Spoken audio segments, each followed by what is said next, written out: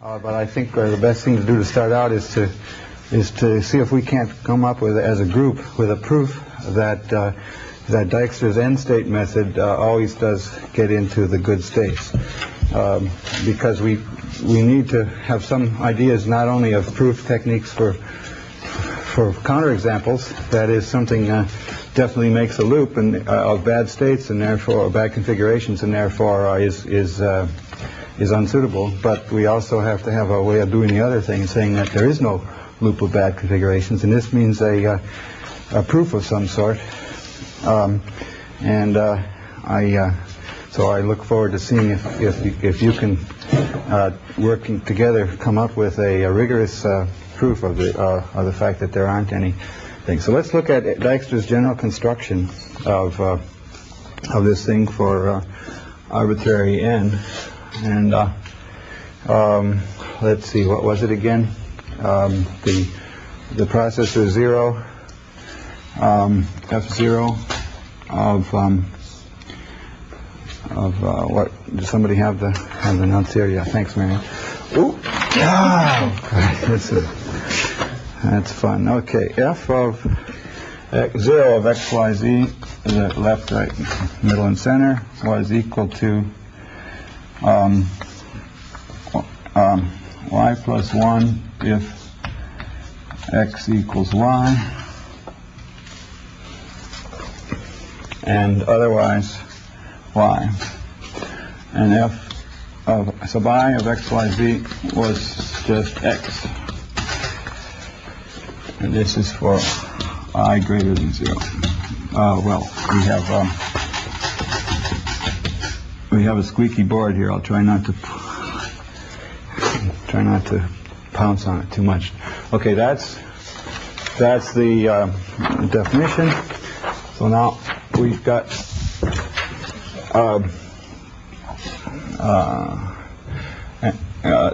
this means that we know that we eventually have good cycles where there's only where we'll get a value like say n is 6 or something like that. We're eventually going to get to a situation like 4, 4, 4, 4, 3, 3, which will go to 4, 4, 4, 4, 4, 4, 4, 3. I mean, and then that'll go to 5, 4, 4, 4, 4, and so on. And then the 5 will carry over to a 0, and this was mod n. This particular y plus 1 means mod n, and these good states, once we get into a good situation, will always repeat. But the question is, well, how do we know that we're always going to get to a good state? What's the answer?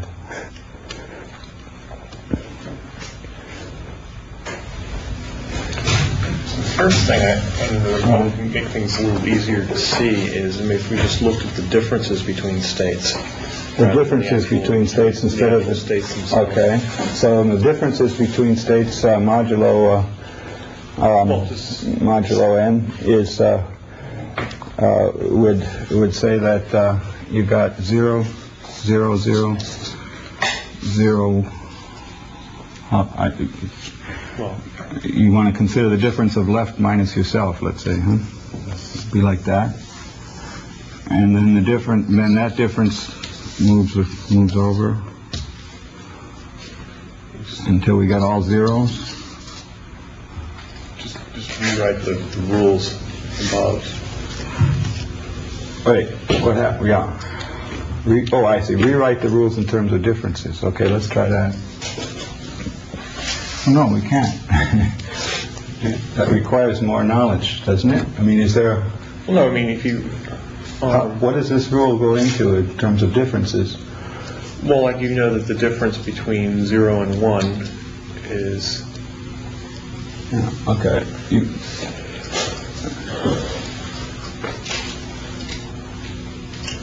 I'd like to do it in terms of differences if I can. Let's try to see if I can figure out. Let's call let's see, P was the state. So P is the state, then Q of I would be equal to Q I minus 1 minus QI. PI. pi minus 1 minus pi, right? And so then we want g sub I of x, y, z of q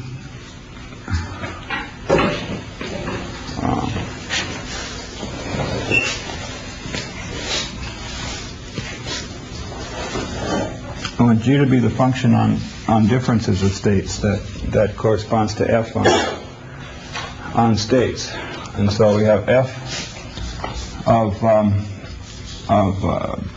p left, p middle, p right is equal to p prime. Then g of q left, q middle, q right is supposed to equal q prime. That's what we're trying to do, find the function g that does this. Okay. So I don't think we have enough information because q. Oh, let's see. Qm.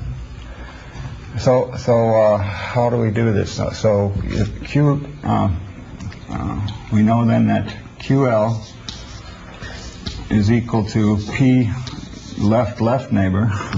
Well, I mean, if you look at F0, I don't like my notation. Yeah. If x is y, if x equals y, that is, if the delta is 0, yeah. Then that difference just goes to 1. Okay. So q0. And what about this one? Basically, that q sub I would go to 0, and then q sub I plus 1 would be the old q sub I plus 1 plus q sub I. So, in other words, when this guy moves and his neighbor doesn't move, his right neighbor changes deltas. Yeah, I mean, every move involves a change of 2 adjacent deltas.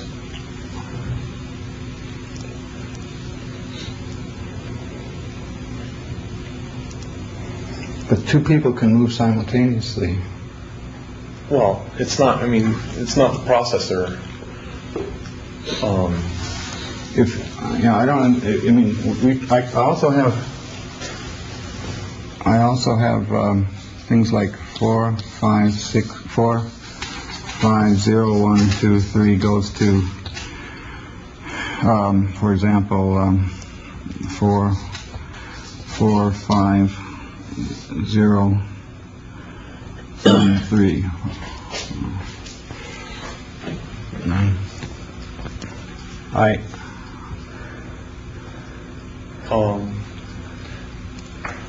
The idea is that you can describe the state of the processors by just the array of deltas, and then you have rules for just saying when a given adjacent pair of deltas can change. Because that way, all of the good configurations just consist of line of zeros with a single 1 somewhere, and then your rules say that the only move that can happen is the 1 moves to the right. Yeah. Well, there's a case of all zeros also. And the way you take care of the bad configurations is that anything that's not anything that's non-zero will eventually disappear, cancel with something else that's non-zero. I think it's going to take an awful long time to get this right because the deltas, the rules aren't local with deltas. There's going to be, a situation like this. Look what happened on the deltas. We got a 1, a 5, 5, 5, 5, 5, 5 has gone into 5, 0. 5, 5. That's 5, 0, 0, 0, 0, 0. 5, 1 minus 3 is 4. 4 minus 4 is 0. 4 minus 5 is minus 1. 5 minus 0 is 5. 0 minus 1 is minus 1. 1 minus 3 is minus 2.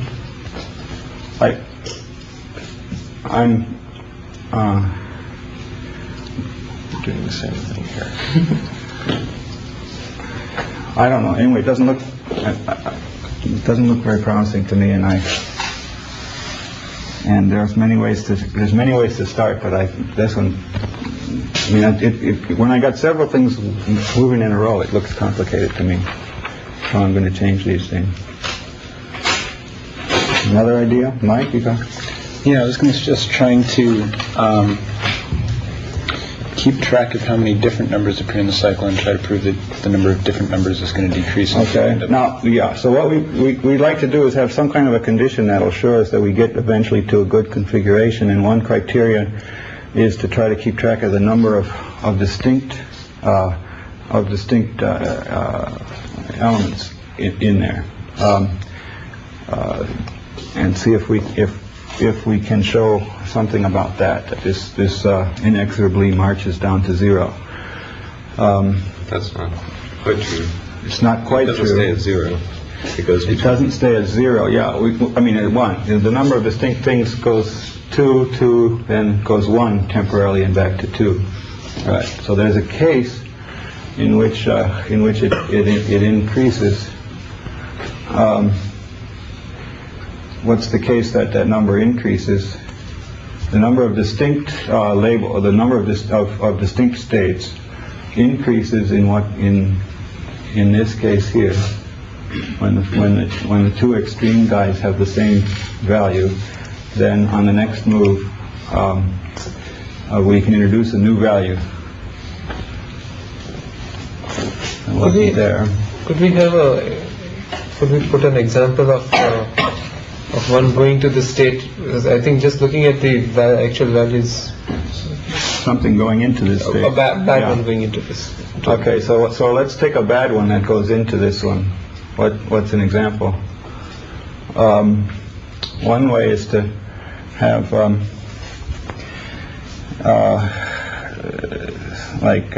x for x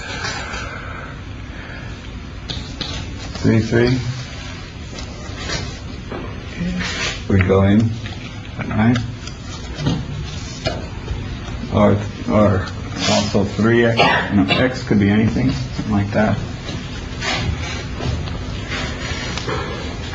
The problem is that the number of different digits doesn't decrease monotonically. We've got to complicate the conditions. Yeah, the condition. Yeah, we got to have another thing. Now, if by the way, another proposal to try to prove something is to try to disprove it. I don't know. This applies more to game players, I think. But it's you get more of your juices working in if you try to show that something is wrong than if you try to show something right. Because if you're naturally a nitpicker like I am anyway, this is true. That let's just instead of proving it, let's just construct an infinite cycle of bad configurations. And then if we this gives us sort of a positive thing. Let's just prove that the darn thing is wrong. And Dijkstra made a mistake. Okay, everybody makes mistakes. And then once we have that, of course, then we don't have to bother proving it because it's false. But also we might get stuck. And then that'll give us an idea how we can make a proof. So let's suppose we have an infinite an infinite sequence of configurations. They're all bad. So this goes on and on and on. Can we prove something about this? An infinite set of configurations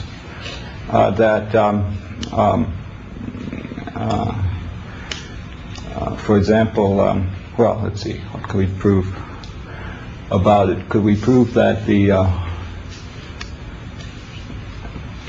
can we prove that all the processors move or something like that? So suppose I had an infinite sequence of. Could I have an infinite sequence in which some of them are cycling back and forth, but others are constant? If you have any infinite sequence, you can.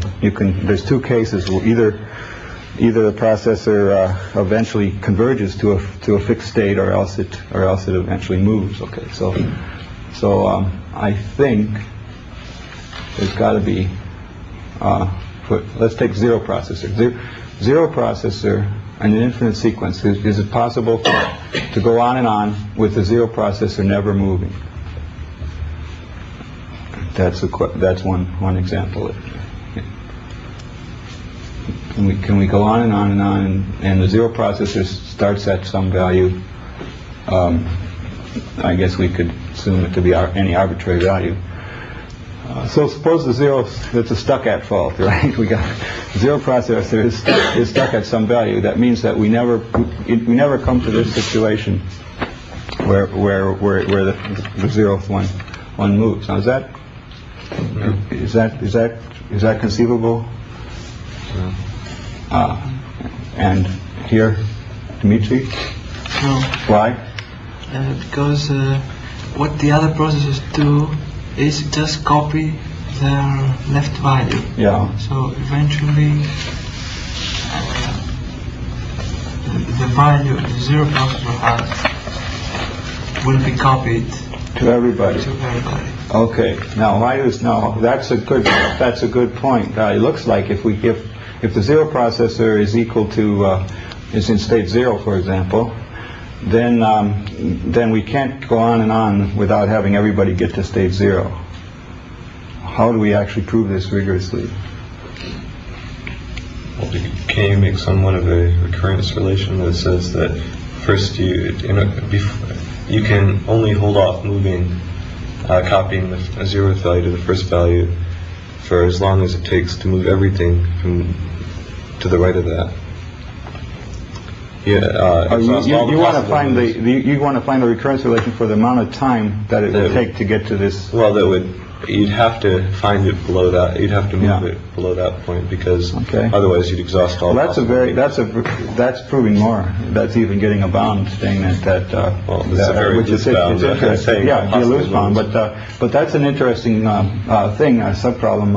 How long can we keep it going? If the maximum amount of time we keep it going is infinite, then we've got it. But if the maximum amount of time, let's suppose, for example, that we got this situation. Now I'm keeping this guy fixed at 0, and this is x1, x2, x3, x4, and the only operations I can do from step to step is that I have to copy somebody to the right. How long could it possibly take before they're all zeros? And the first move might be to copy two guys, or like that. But that might not be the slowest way to go. But the idea is that eventually we think we're going to have all zeros at the bottom. How long can it possibly take? And you want to give a recurrence? Well, I was just going to say. Well, I guess that would probably be right. What you want to do is say that if you figure out when you'd have to copy the zeroth one to the first one is when you've exhausted all possible moves to the right of that, and when you have to move the next one is So for example, if x1 we sort of have an induction that says that suppose that x1 never moves. If x1 never moves, then by the previous case, x2, x3, x4 would have to eventually be equal to 1.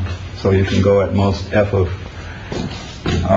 So let's say the f of 4, or let's say n sub 4 is the maximum number of moves until this becomes all zeros. And one thing you can say is that n sub 4 is less than or equal to. Looks like n sub 3 plus n sub 2 plus n sub 1. Because it's each time you move it over 1. N sub 3 plus. Oh, actually, no. Plus 4. Well, that's a very loose bound. It's not clear if you want to properly. Okay, in at least n sub 3 moves, we're going to have to move x1. Right, and then although that's very loose, you can say that in n sub 2 you have to move another one. Well, after that we have 0, 0. Then it looks like n sub 3 again. No. No? Because your other three numbers are automatic. They're equal. They're equal. So you I can see. only move. No, but we haven't. Yeah, but we're not relying. We haven't necessarily gone to this. We haven't necessarily gone up to that worst case. We haven't gone to the. I don't have to go all the way to n3. I might have decided to move x1 right away. In order to get a rigorous proof, I can't take the worst case on one side and then say now for the other side I assume that I've used the worst case. You still have n sub 2 because then you still from that position you have with two zeros. Mm-hmm. You want to know how long you can hold x2 fixed now, and that's n sub 2. Well, I could just say how long can I Hold keep on x2. going with this equals 0. But it'd be n sub 2 plus n sub 1 plus Yeah, maybe plus a few small, maybe plus something 1 like that. plus 3 or Yeah. something. So that's going up. That's going up like 2 to the n. But it says in a finite number of steps. We're bound to get to 0 spreading all around. Yeah. It might be interesting to look at the real worst case instead of getting this 2 to the n bound. But it looks like in 2 to the n steps we're down short to do it. But I was waiting for somebody to give me a real simple proof that at least it's finite, Mike. Well, you can. I can move the bound down to. Okay. Just the thing that Mike mentioned previously, saying look at the number of different x's. That always decreases every move. No, it doesn't. That's not true. You can get a cycle of length n that stays the same. Yeah, that's right. N plus 1. That's right. It doesn't decrease because you can move. Fixed value? But if you order them, No. Okay. 0, 4, 3, 2, 1. Okay. So the transition between different ones are. Yeah, 0, 4, 3, 2, 1 has an interesting property that goes cycles on 4 So distinct elements. if we put a bound, if we use something like Rogers' delta idea, where we put in tick marks between different values, then we can see what happens to the tick marks at every move. Namely,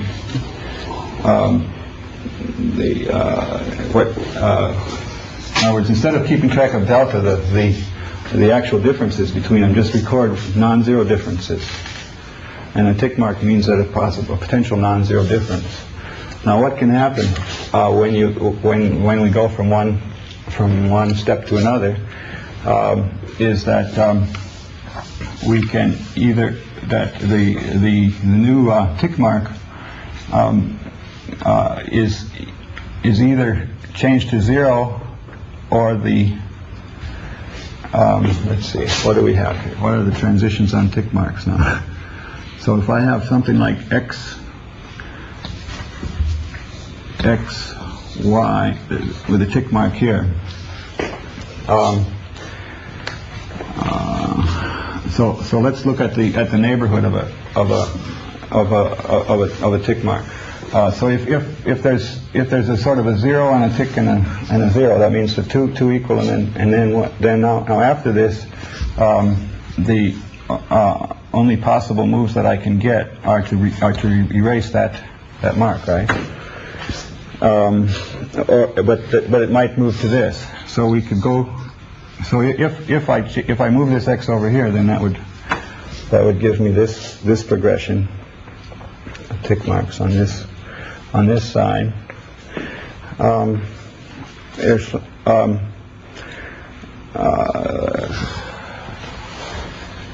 Let's see. If that moves at all, that's what happens, because this x has to be x next time. This can be either an x or y. This has to be a y next time. So I get this situation that 0 tick 0 has to go into itself, or 0 0 or that, if it moves at all. The next thing is a situation like x x y z, and the successors of that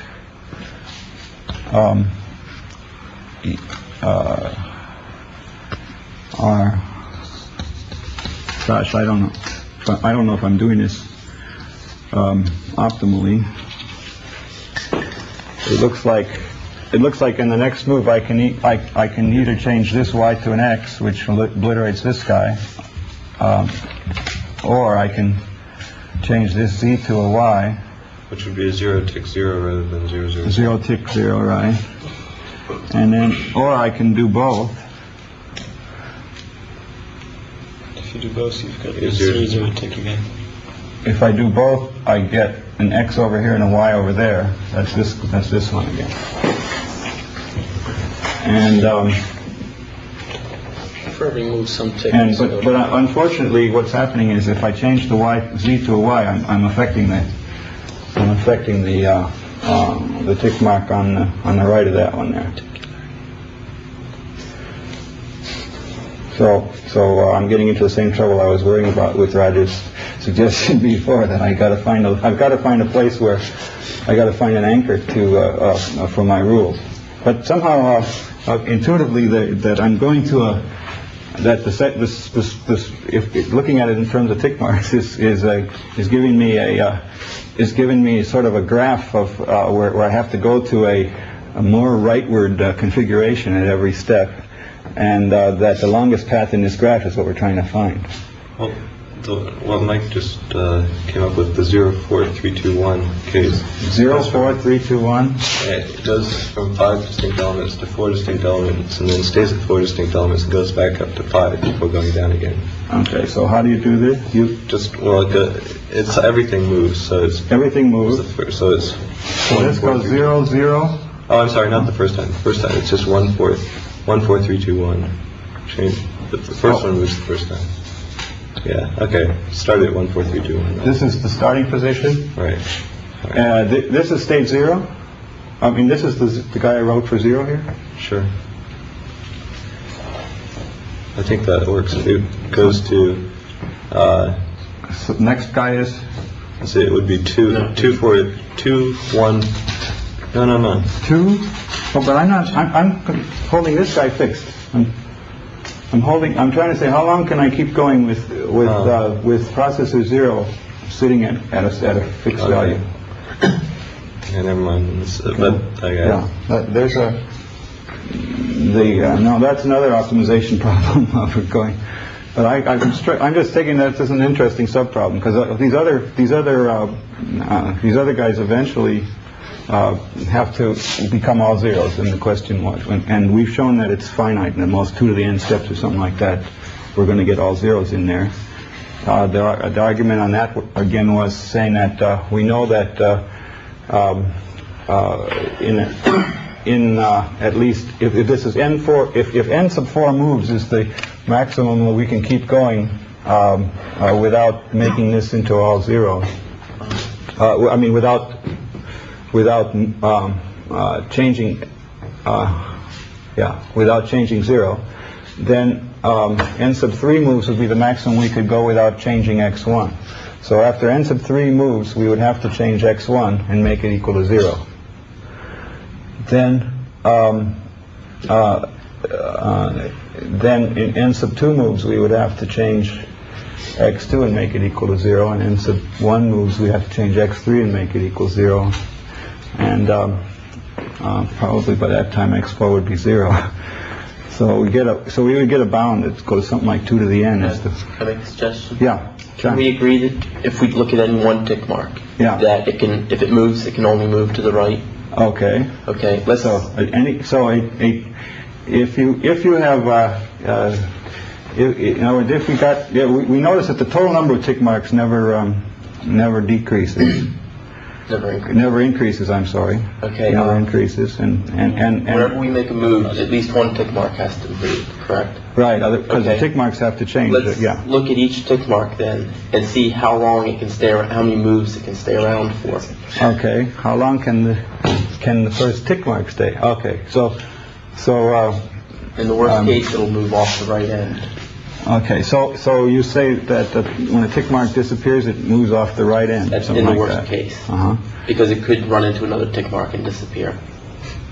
Okay, so people can disappear in the middle too, can't they? Yeah. Tick marks can disappear in the middle. So a tick mark really means a boundary between in order to keep an identification of these tick marks so that we can see them from one step to another, it sort of means the rightmost boundary of a certain value, something like that.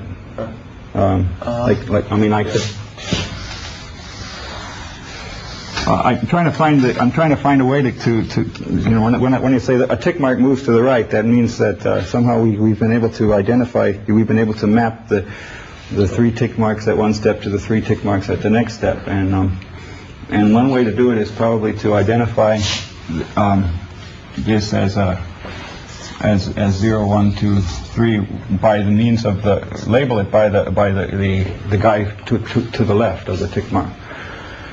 So then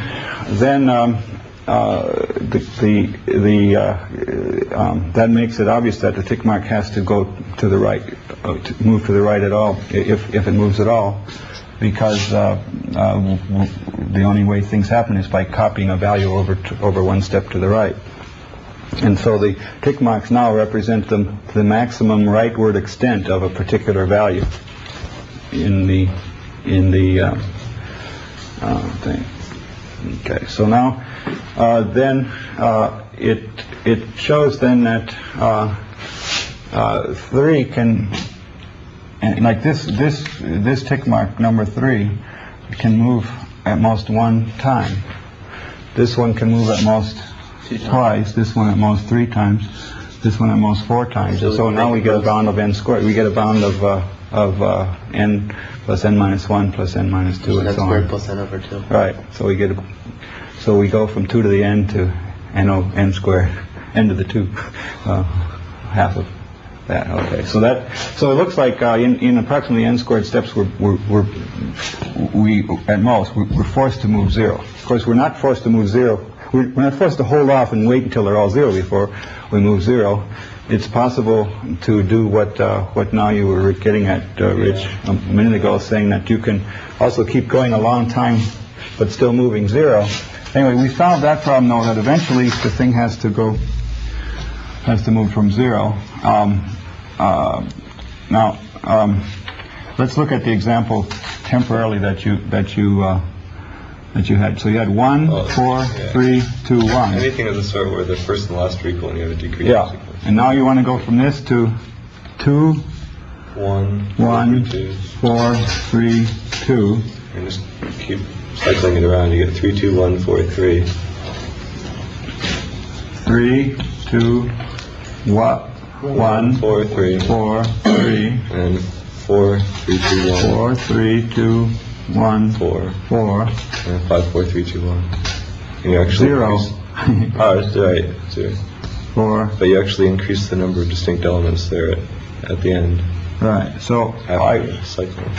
otherwise I would have been in a bad loop. In fact, that would have been a counterexample if I had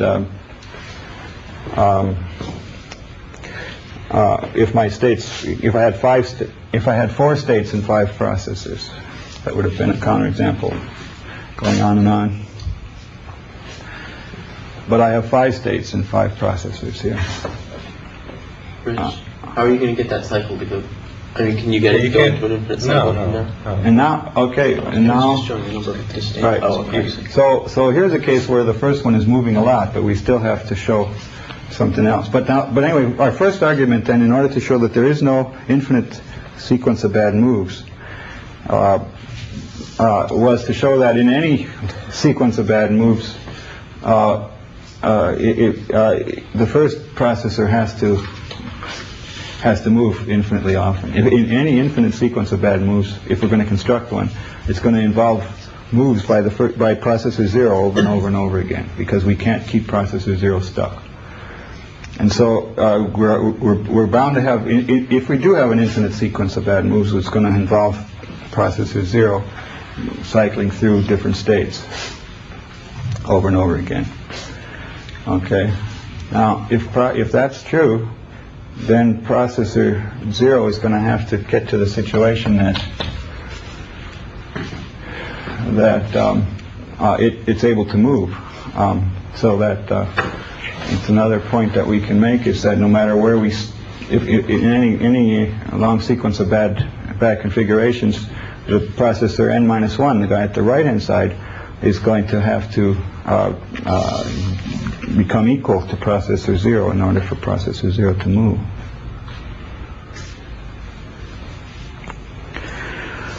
All right. Well, now how can we show that, to clinch the argument and show that nothing is going to go on and on?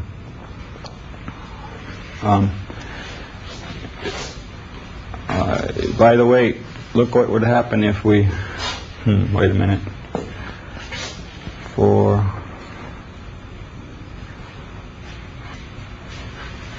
0.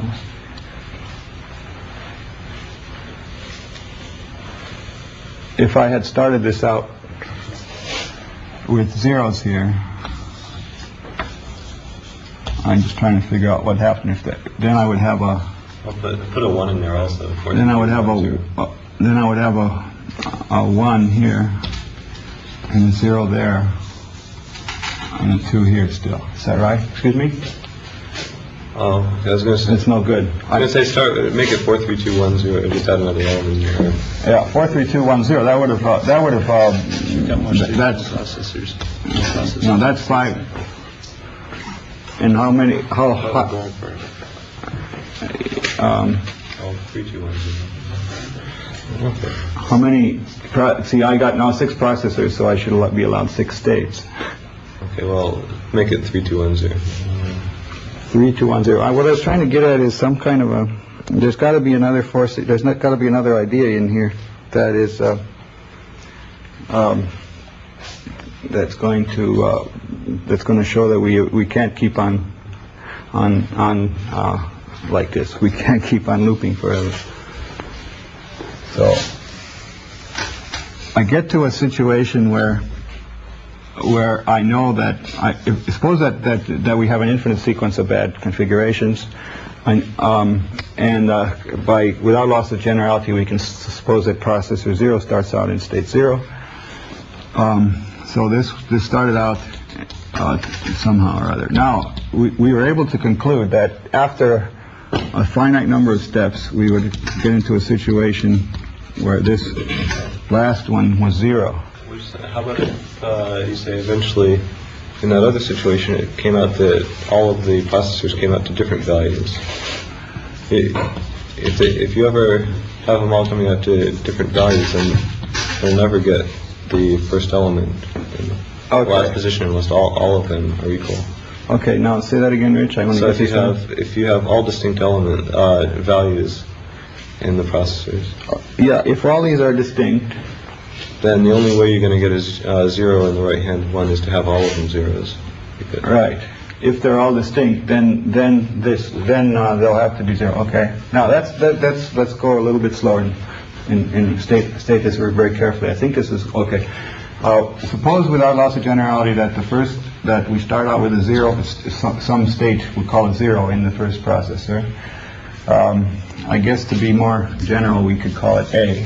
And then we don't even have to lose it.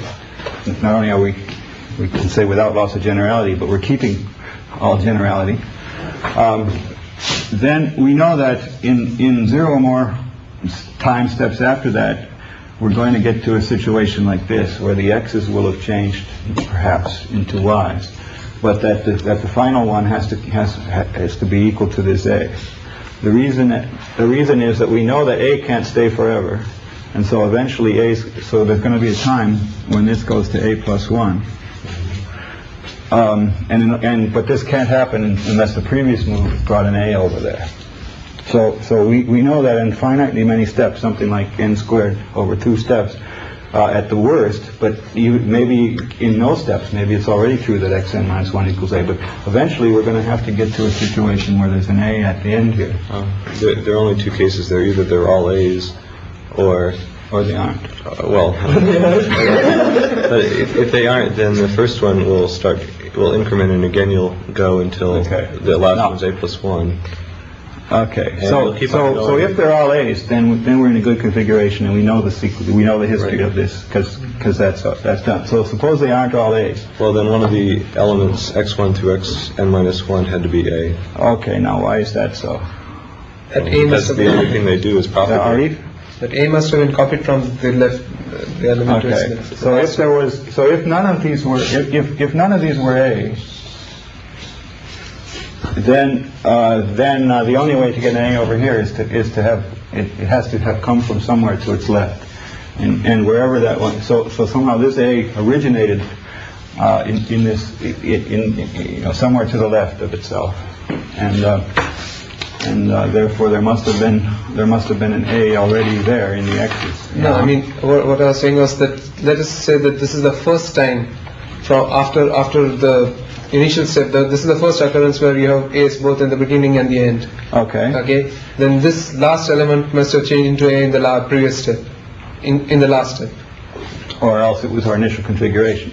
Okay. Yeah. But Yeah. It could have been our starting configuration. yeah, but supposing it is not. Yeah. But if it's not, then the previous step would have had to have an A here. Yeah. In which case, and then you can sort of. Okay.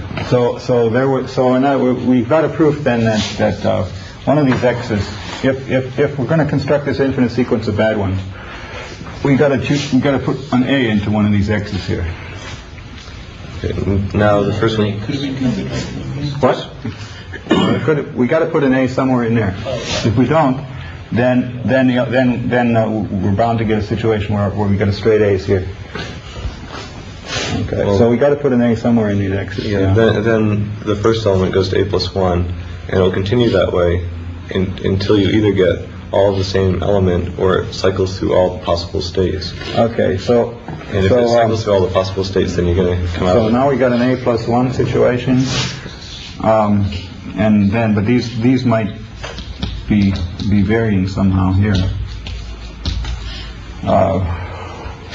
in the next batch. Still have to get some kind of a. We still got to notice that one more fact about this.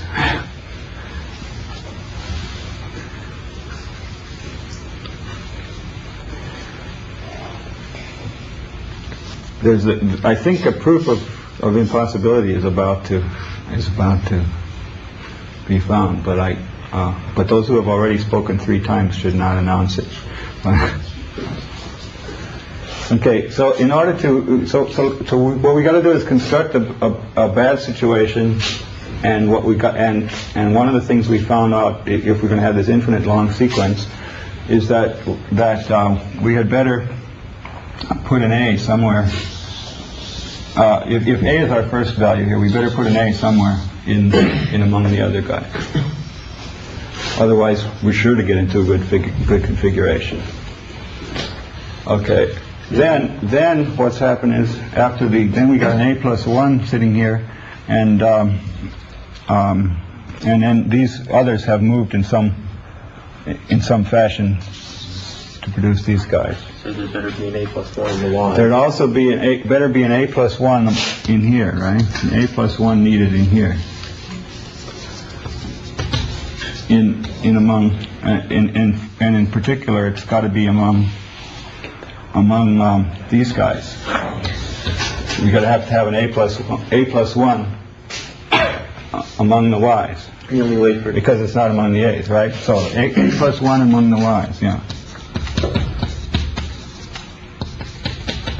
Okay, and here we got A was an element of x1, xn minus 1. And since we've only generated one A plus 1, they couldn't have gotten through to the Y's yet. So the A plus 1 must have also started in the X's. Yep. So the A plus 1, so the Y's are a subset of the X's. So we have an A plus 1 is also an element of x1 through xn minus 1. And there we get A plus 2 and all the numbers. Okay, so now you're going to show that all n numbers are in the set x1 through xn minus 1. And that's going to be hard to do, to get n different numbers in an n minus 1 element set. Okay. So let's see if we can carry on the induction to show that A plus 2 also is in this x's, and that ought to that ought to work. And I think that's true. You see, if a plus 1 is here now, eventually then we're going to get to a situation where there's an a plus 1 at the bottom here, and there's going to be some z's here.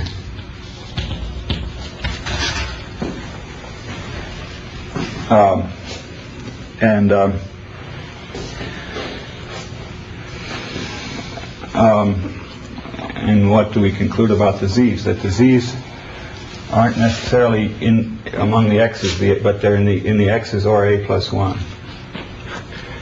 So I think the best thing we can do is we can conclude that a plus 2. Wait a minute. We're gonna want to show that a plus 2 is a member of z1 through zn minus 2, and we also have z1 through zn minus 2 is a subset of a plus 1 or x.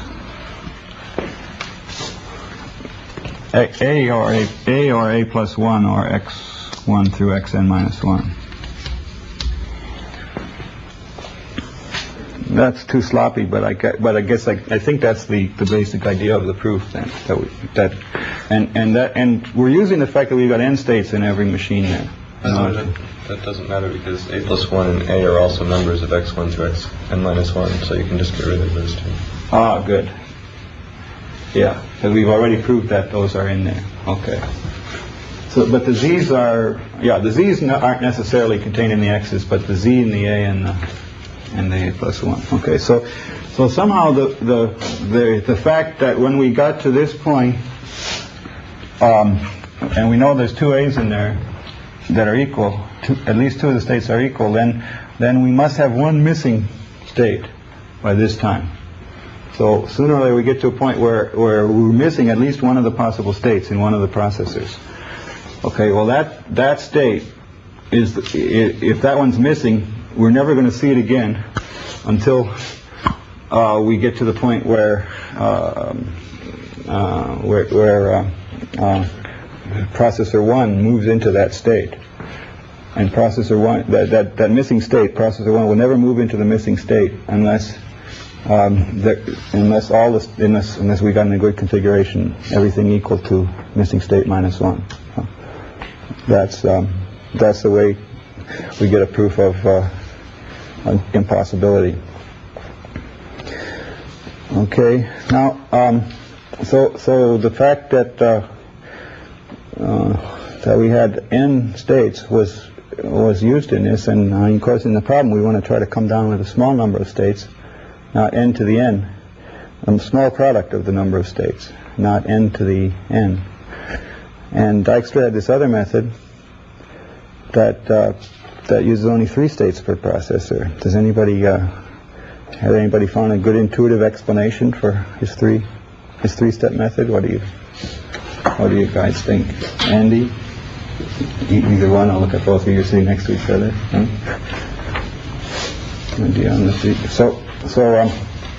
Huh? You see, I think the main problem in these cases where we did have infinite cycles, where you had lots and lots of bad things going on, was if you got a ring here, and to the people on this side of the ring, it looks like it's time for them to move and make some advance by moving passing the baton or something to somebody on your right or on the left, moving in some direction. And similarly, it might look locally to the people over here that it's time to move. And if they can just keep on moving like that over and over again, but a situation where two different people are able to move, two different processes are able to move, then there can't be good configurations. In a good configuration, only one can move. And so we would just keep on going bad situation with the two on opposite sides, never knowing that they weren't the only ones able to move. Well, you only know about your neighbors. And we have to have some way of avoiding this kind of an infinite cycle.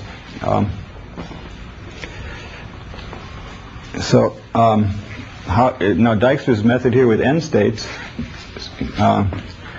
gets around it by having when you pass state 0, it has some kind of a filter that sort of gets rid of one of the extra states that was, if you look at the total set of states that are originally present, we somehow wait until we reduce that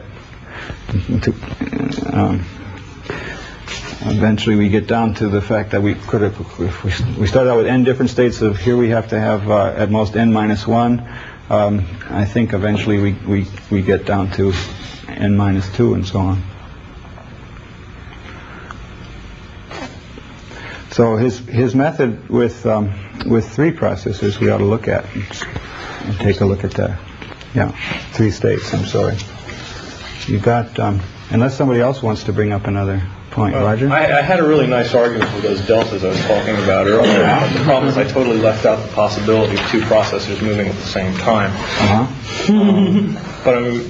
But the thing is, I mean, with the deltas, if you only have one processor moving at any given point, you've just got the 2 adjacent ones changing, and so. I mean, with 3 states, your delta is either going to be 0, 1, or -1, and your ideal situations are you just have an isolated 1 or an isolated -1 floating around, and the 1s go this way and the -1s go that way, and whenever they collide, the 1s go this way and the -1s go that way. Well, you're going around the ring. Okay. Yeah. Let's take a look at the 3-state solution.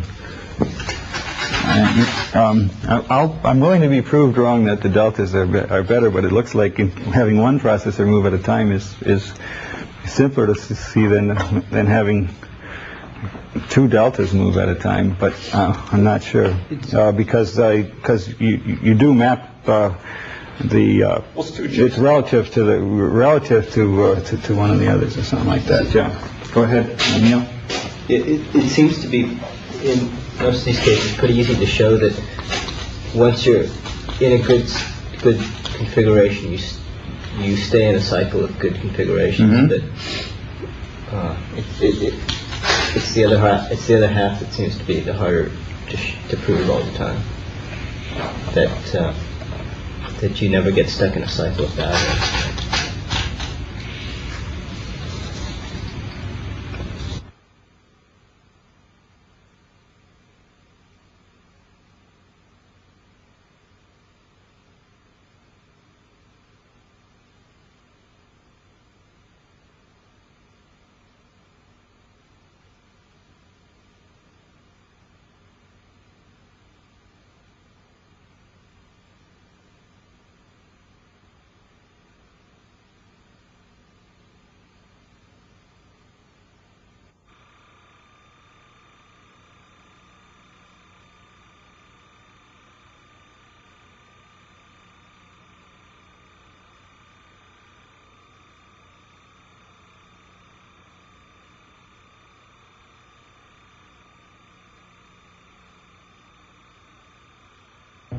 It seems to be in most of these cases pretty easy to show that once you're in a good configuration, you stay in a cycle of good configurations. But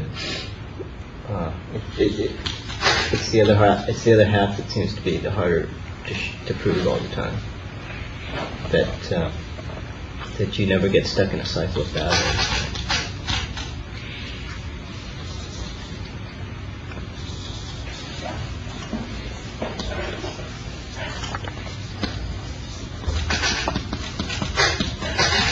In fact, I'm not sure if anybody's ever proved, in print, proved it for this case. Wait a minute. Y plus 1 if I think I'm just going to leave out the case of it where it stays equal to y. So this one would move if y plus 1 equals x or y plus 1 equals z. And then fn minus 1, the last one, is equal to x plus 1 if x equals z. Okay, these are the, whose was this? Mine. So, okay, so now that's the, so now in this case the moving of the middle process is the moving is always up by 1, and so there's a general idea of going up in this case, the modulo 3.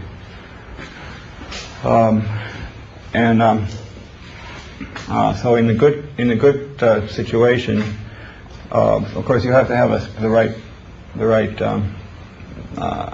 people around you there. But the idea is what, that we start out with say zeros. I got it here.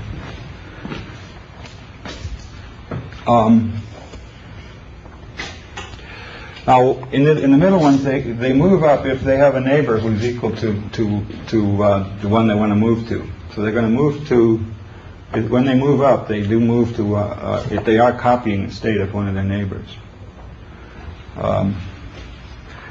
In order, if we're not blocked in 0, 0, 0, 0, then we're going to have to get it from the beginning of the end. Y plus 1 equals z. This goes to the other one. If your neighbor, if your right neighbor is different from is one higher, you go down. So the one on the left is always moving down.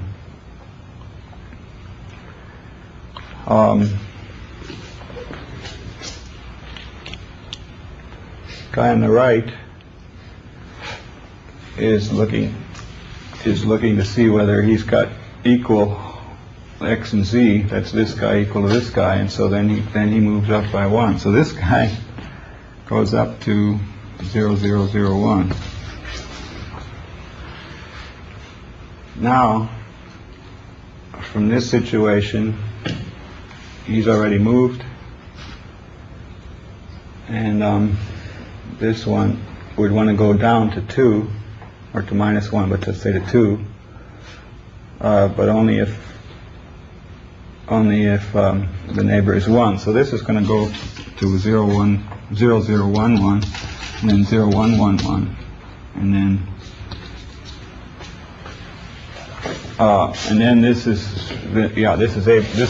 guy is finally able to move, but instead of going to 0, 1, 1, 1, he goes to 2, 1, 1, 1. Yeah, well.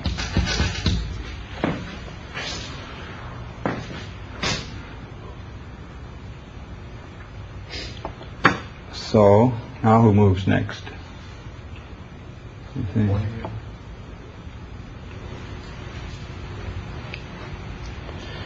Okay, so now it looks like this guy gets to move, yeah. So let me write it down here.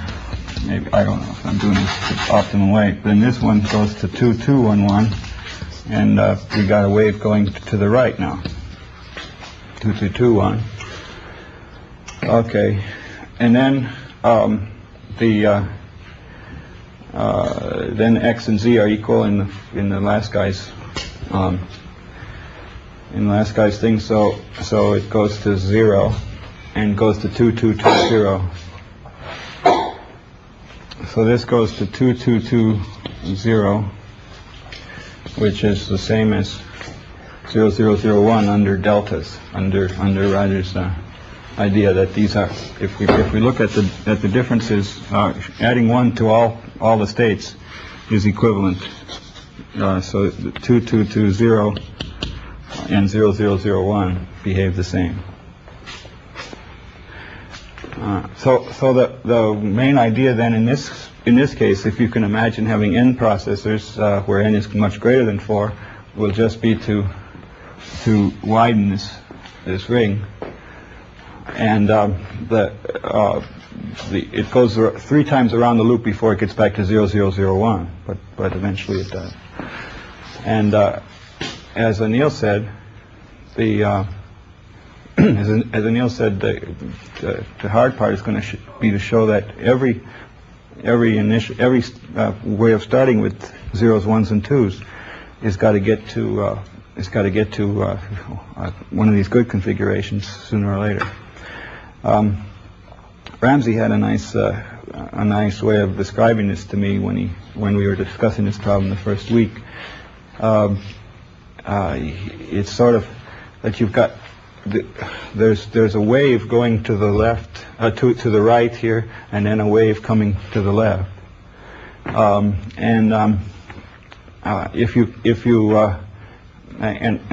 If the waves run into each other, then they cancel out.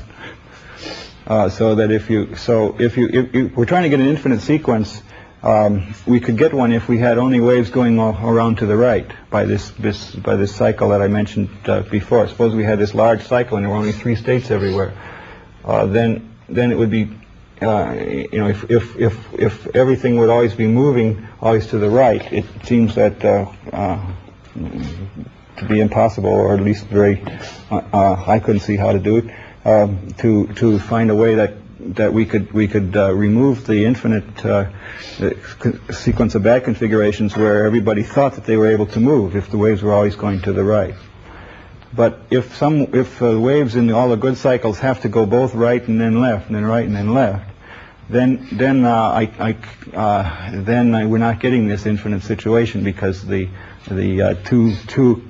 you're in 2 parts of the cycle at once, they're going to somehow butt against each other and cancel out.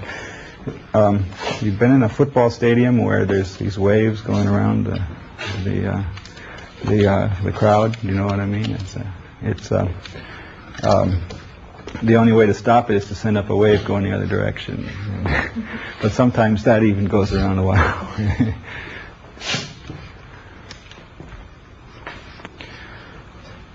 Okay.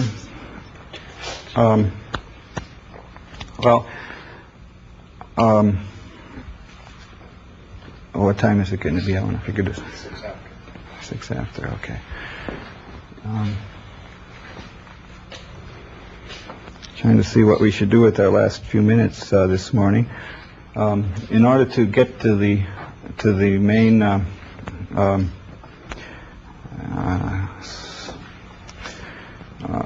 the main problem, of course, we're trying to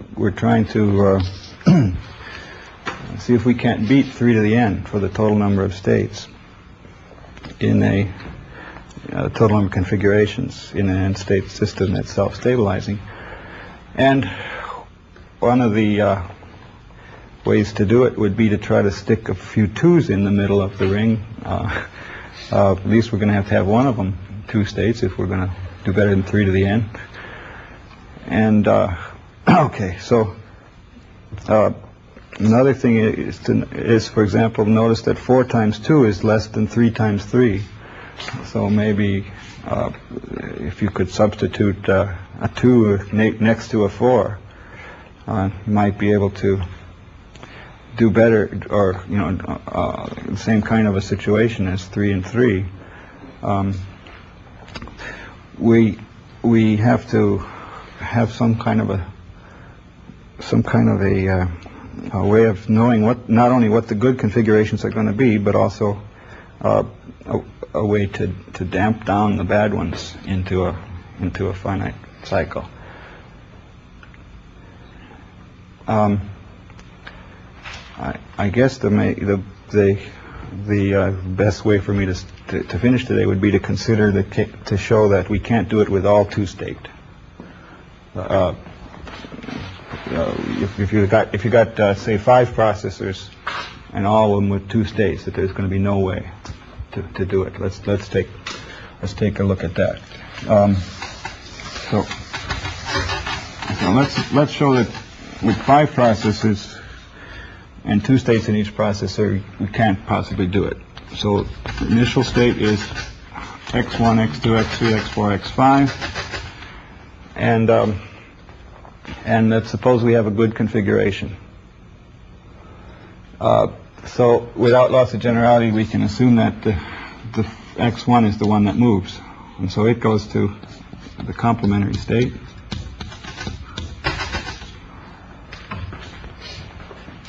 And so x1 moved, processor 1 moved. I should call it processor 0, excuse me. I'm off by 1 in my subscripts. Okay, now who's going to move next? Either 5 or 2. Either 5 or 2. Okay, let's say it's 2 for the heck of it.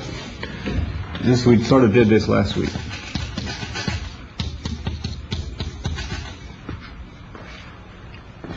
You can think of 5 as actually being much larger if you want to anything 5 or more.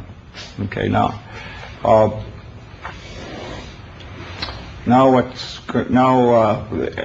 the next to move will be either 3 or 1. Now, why did you say either 5 or 2 next time? It's because they're the only ones whose neighborhoods have changed in any way, and we don't want number 1 to move twice in a row, because then we'd be in an infinite cycle for sure. That other people are starting. Now at this point it's either 1 or 3, and I claim it can't be 1. And you nodded your head. Why do you agree? Well, if you change 1, then you'll get an infinite cycle again, because you have to change 2 again. Okay, So back to where you started. You'll just. So now, in this, if I change 1, I'm forced to. Well, you have to change either 2 or 5. Right. But 5 can't. I certainly can't change 2 at this point. 5 is the same as the original. And we know that 5 is blocked because 5 couldn't move in this situation, right? So I have to change 2 again, and I'd be right back to a very small loop. Okay. So the main observation we make then is that it's impossible to have a situation where 1 changes, then 2, and then 1 again. So this means that if you have ever a situation, more generally, if a processor I changes followed by processor I plus 1, then the next change has to be processor I plus 2. But if it's I followed by I minus 1, the next change has to be I minus 2. The only way to go, if you have 2 states everywhere, the only way to go is in waves that move in the same direction. So we really have no choice at all but to go to here, and similarly then complement x4, then x5, then x1 again, and so on. And that's got to be it. That's the only way we can possibly do it in a situation where there's only 2 states. Now I claim that this is going to lead to an infinite configuration of bads. Because we can make the whatever these x's are, we could renumber things so that they're 0. So we might start out with 0 over here, so that it looks like it's time for this guy to move to 1. But we can also put 1s in here, so it looks like to this guy as if it's his time to move to 0. Excuse me? You can have 2 waves going around. 2 waves going around, yeah. Because if it's 5, if n is 5 or more, these 2 waves are going to actually live forever. And we can't, if one of them starts going slower than the other one, then it'll die out. But otherwise we can't stop it. And that's the reason we can't do it in 2 to the n. Now maybe, it would be sufficient to just put 1, 3 in there somehow. But I think by studying this situation in a little more generality, you start to narrow down the sets of things that can't work. This problem might or might not involve computer programming. You've probably noticed that is you're free to use computers in any way that would help you to with conjectures or to study things. You could, for example, make up a exhaustive list of all machines with 3 states and see how many of them hooked together would create a pattern like Dijkstra's or something like that. Or it could, or you might find a solution that's completely done with pencil and paper and not touching a machine. It's not. You don't have to use computers just because it's a computer science department. Sometimes we also use our just our heads. Okay. Okay. Any other remarks before we break? Does anybody want to announce their solution to this problem? Yeah. No. Does anybody have one that they think is okay? Anil, what do you think? I'm holding off until I check some more things. Oh, okay. Yeah. Well, since it's a new problem, it might be that there will be a very obvious solution to it afterwards, or it might turn out to be that we get nowhere on it. Who knows? Certainly, we know that when you got 4 processors, we have only 16. We can do it with 4 processors at 2 states each by some quirk, but that gives some indication, some intuition that maybe this 3 to the n is not going to be necessary. But it might just be something like 3 to the n minus 4 16 times 3 to the n minus 4 might be the smallest you could do, or something like that for large n. But we know anyway that there are some efficient constructions for small n. The question is, think big. N has to be, if n is real large, how can we minimize the states? We don't even have to imagine that the processors are independent. We can try to find some construction that would replace one 3-state processor by 1,000,000 2-state processors, if that'll help, because increasing n also gives you more chance to. I mean, we're trying to find somehow something that's amortized. Sorry. If you have a large number of processors, then we're trying to have a small product of the states. I'll just get myself in trouble if I try to make sense out of this last remark. Except I was thinking of this. We used to rate compilers on how efficient they were by saying how many lines of object code do they generate per minute. And somebody realized that he could make his compiler twice as efficient by just generating twice as many lines of object code. He put in more no-ops into his output. And he could claim his compiler did much more per minute that way. Well, we could also have a construction that somehow has only 3 independent processors, but each of them is really somehow a super configuration of some cooperating things that are going. I don't know. It might be possible to partition a set of these processors that are simulating a processor with n states, but each of the processors only has a small number of states themselves. I'm not sure that this makes any sense at all, but as long as we all understand the rules of the game, the answer is to try to find the minimum product of states in the whole ring. Okay, that's all. That's all for today.